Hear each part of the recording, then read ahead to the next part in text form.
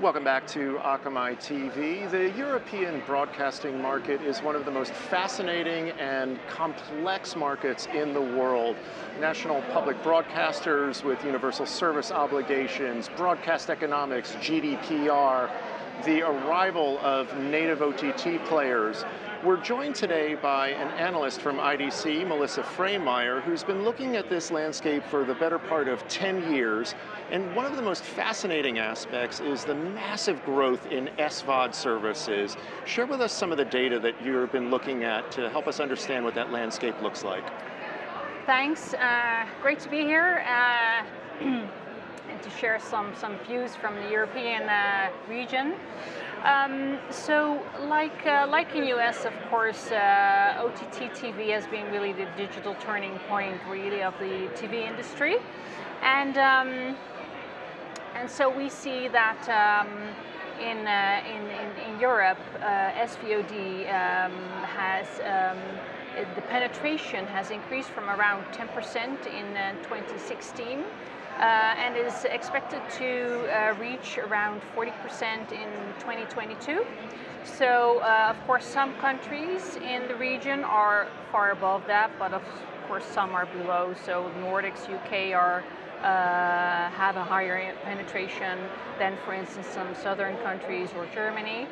And of course, SVOD revenues, spending is rocketing. So CAGR of around 30%, and we forecast that to be around 17 billion in 2022. So a lot of opportunities also in the region. Let me get this straight. Household penetration, you project to grow fourfold, 10% to 40% in just 6 years? It's extraordinary. That's correct. What's driving this impressive CAGR?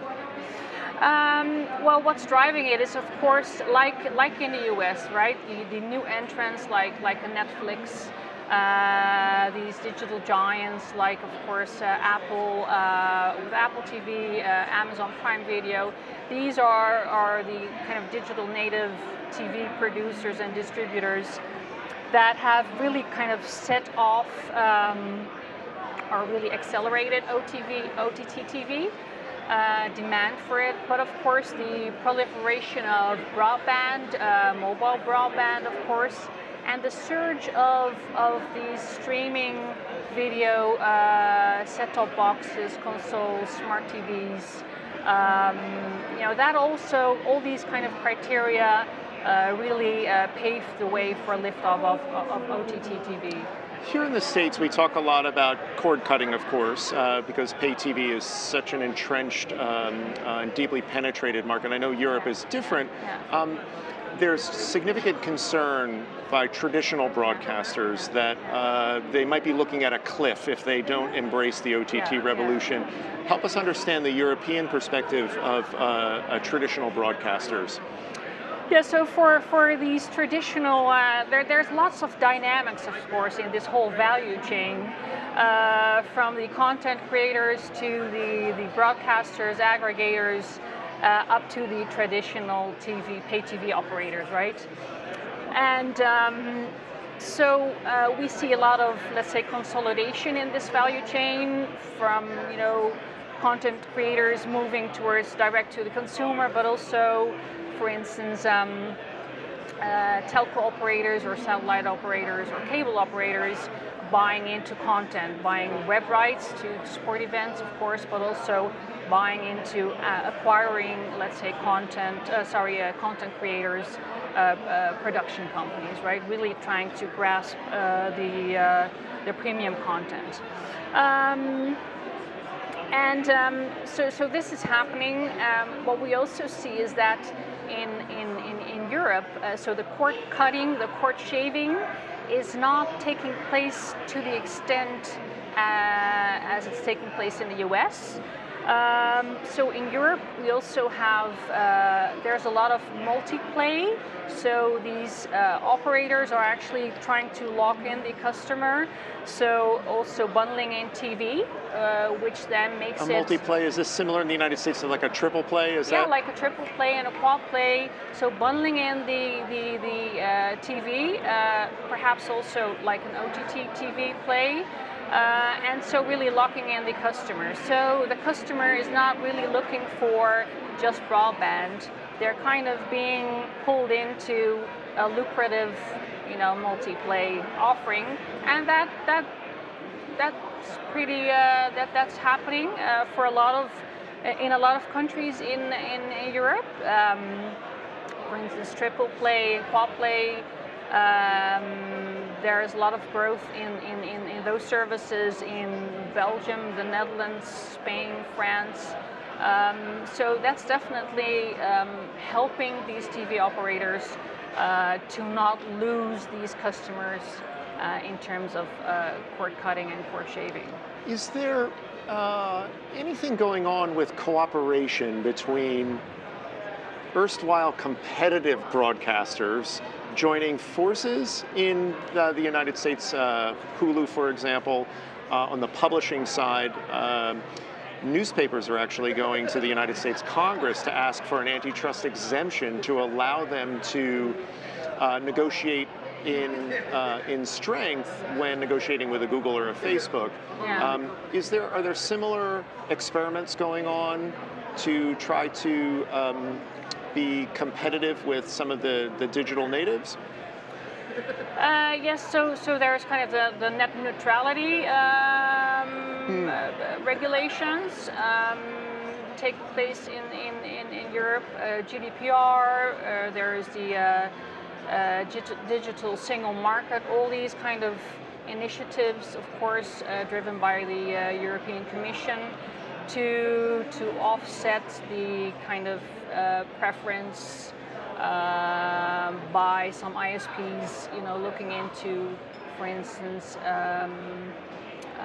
into having more of Google or another, let's say, a cloud provider, if that's what you're referring at. So that's definitely something that's being looked at by the European Commission, and we do see that that's helping to kind of deviate from this, let's say. I don't know if your research in particular offers recommendations or suggestions, but perhaps you or other smart people in the industry have thoughts about how to remain competitive in this market. Definitely. So especially for those traditional pay TV operators, I'm interacting with them a lot, of course, and what we see is that they're really investing in innovative technologies like cloud, virtualization, AI and ML to really help them to, because of the kind of decline of pay TV, traditional pay TV spending, to really help them increase customer satisfaction, reduce churn, but also to, whilst also decreasing operational costs, right? So they're looking at cloud, for instance, for cloud DVR solutions. So for instance, when to kind of answer to the requirements of TV everywhere, right? Watching video on any device. So this needs to be done if you want to kind of stop viewing on your TV and you want to continue on your tablet. You need cloud syncing content to kind of continue on another device, but at the same where you kind of left off on the other device, right? So these are things like cloud virtualization. We're seeing a lot of these pay TV operators looking into, let's say, network function virtualization, but then in the video head end. So all the kind of media functions are being virtualized, which actually means kind of implementing it into software. So when you have to shift from or extend or need upgrades with regard to, let's say, other standards. So there's, of course, SD, but there is kind of 8K, right? So you need to kind of deviate or upgrade where needed swiftly, or where there is different types of codecs from HEVC to AV1, right? So these operators need to be able to react really swiftly.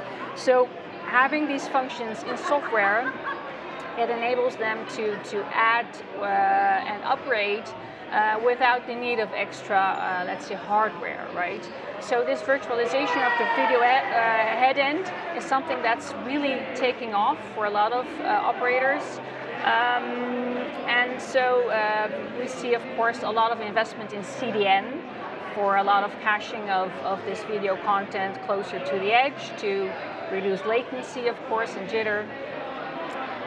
So cloud, virtualization, CDN, these are technologies, and of course artificial intelligence kind of underpinning the platform in terms of making it increase productivity and effectiveness and efficiency.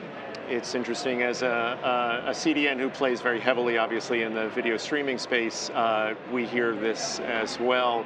It makes the European market one of the most exciting for us. The multi-pronged approach that you just described really does sound promising, both from a technology perspective, but also what it can do for the customer experience. Yeah. Melissa Fremeijer, I know you just got off an airplane. We're honored to have you here at Akamai TV. I hope we get to do this again. Thank you so much for being on the program. Thank you for having me. We will be back tomorrow with more Akamai TV. Thanks for watching.